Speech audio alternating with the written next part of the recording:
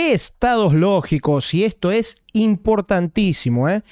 Todo en electrónica se basa en ceros y unos, ¿bien? Por eso también hablan tanto del sistema binario. Son ceros y unos. Esos ceros y unos se generan en base a ausencia o presencia de tensión en las líneas. Ahí tenemos un ejemplo a donde dice una línea que, por ejemplo, se llama encender Wi-Fi. Si está en 0 voltios, está en estado lógico bajo. Entonces, quiere decir que el Wi-Fi está apagado. Si está en 3.3 voltios, encendido. Bien. En laptops habitualmente un estado lógico alto corresponde a 3.3 voltios, en iPhone suele ser de 1.8. Acá, por ejemplo, tengo algo a agregar donde realmente vamos a trabajar con estados lógicos la mayoría de las veces de 3.3 voltios, pero si ustedes van a trabajar con equipos de bajo consumo, Cloudbooks o cosas así, es normal que vean estados lógicos de 1.8 voltios. También van a encontrar estos lógicos de 1.8 voltios en equipos de Apple más recientes. Y ya si vamos a lo más reciente de Apple, en equipos ya M2 en adelante, van a encontrar inclusive líneas que trabajan con estados lógicos de 1.2 voltios. Pero lo más normal al día de hoy, todavía lo que entra en los talleres, que es sexta, séptima, octava, novena, décima, décima primera, equipos gamer, Apple hasta Intel y hasta Apple M1, etcétera, van a seguir viendo estado lógico de 3.3. Es muy normal, ¿bien? Pero ya en equipos más recientes, como lo que es Apple Silicon, o en equipos de bajo rendimiento, como lo que son Cloudbooks, es muy normal que ya vean directamente estados lógicos de 1.8 voltios. Y solo en lo más moderno de lo más moderno van a empezar a ver estados lógicos de 1.2. Bien, hasta donde yo recuerdo, principalmente en algunas líneas de datos. ¿Ok? Pero ahí tenemos los estados lógicos. 3.3, estado lógico alto. 0 voltios, estado lógico bajo. 1.8, estado lógico alto. 0 voltios, estado lógico bajo. Esos estados lógicos principalmente se manejan gracias a resistencias pull-up. Ahí tenemos un ejemplo en un diagrama. Tengo esa línea de on-off, de la cual ya he hablado, que es una línea relacionada con el botón de encendido. Esa línea va a estar en estado lógico constantemente, estado lógico alto, constantemente, gracias a una resistencia pull-up. Una resistencia que sirve para llevar su estado lógico alto. Up, para arriba, tira la línea arriba, ¿bien? Entonces la línea va a estar constantemente en estado lógico alto, a no ser que alguien presione el botón de encendido, entonces esa línea va a estado lógico bajo y cuando soltás el botón de encendido sube a alto de nuevo. Vale mencionar que en algunos casos nosotros no vamos a encontrar esa resistencia pull-up en la placa.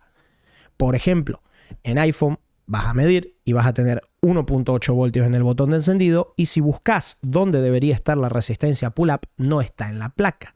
Sin embargo, esa resistencia pull-up tiene que existir. ¿Dónde está? Adentro del PMIC.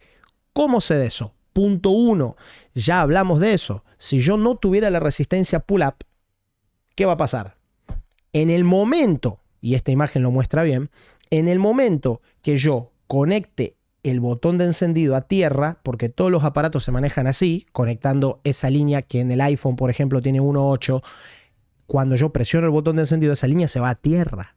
La estoy conectando a tierra para generar el cambio de estado. Si yo no tuviera la resistencia pull-up, lo que hago es un corto en la línea 1.8.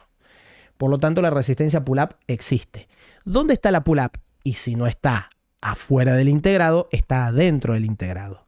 Y más allá de eso, cuando nosotros empecemos a leer los datasheets de los componentes, como por ejemplo los datasheets de los chipsets, ustedes van a encontrar referencias a internal pull-up, o sea, componentes como PMICs, componentes como PCHs, tienen, o chipsets, mejor dicho, tienen pull-ups internas, ¿ok? Acá nuevamente aclara algo que mencioné anteriormente y es muy importante que ustedes lo recuerden, y es que la caída de tensión solo se va a dar del otro lado de la resistencia si hay un camino a tierra, ¿bien? O sea, en este lugar voy a tener 3.3. Y de este otro lado voy a seguir teniendo 3.3. No voy a tener caída de tensión. A no ser que yo presione el botón. Si yo presiono el botón, le hago un camino a tierra, estos 3.3 desaparecen, empiezo a tener 0 voltios. Cristian, ¿y antes de la resistencia?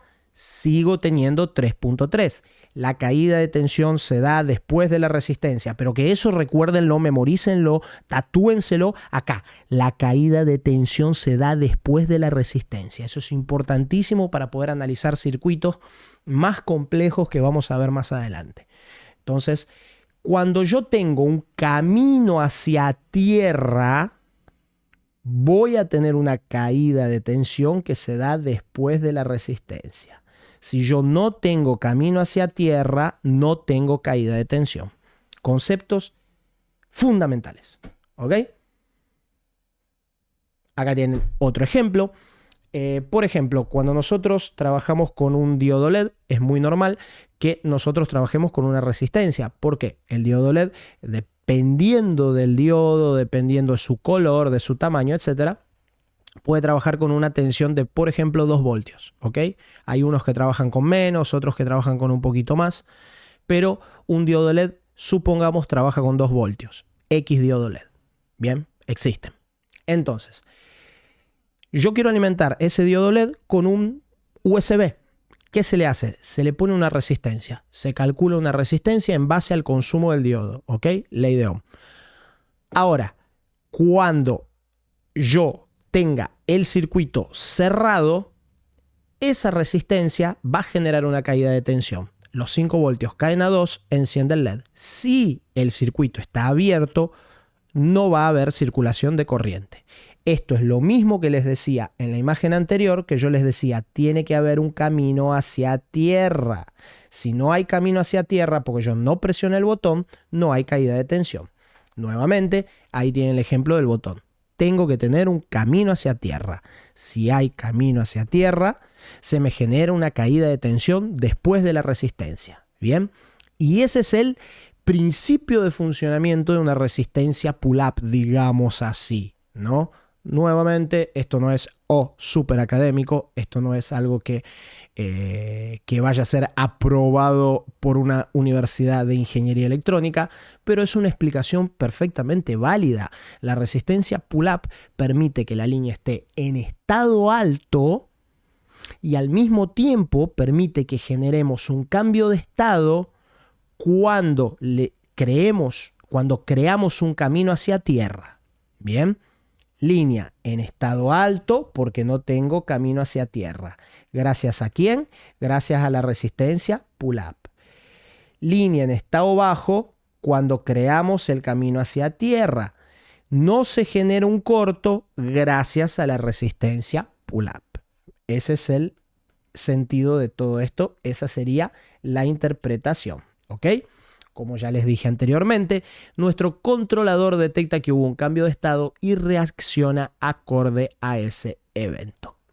Nosotros tenemos ahí, por ejemplo, eso sería lo que veríamos en un osciloscopio cuando nosotros presionamos el botón de encendido en un equipo. Tenemos la línea en estado lógico alto cuando nadie presiona el botón.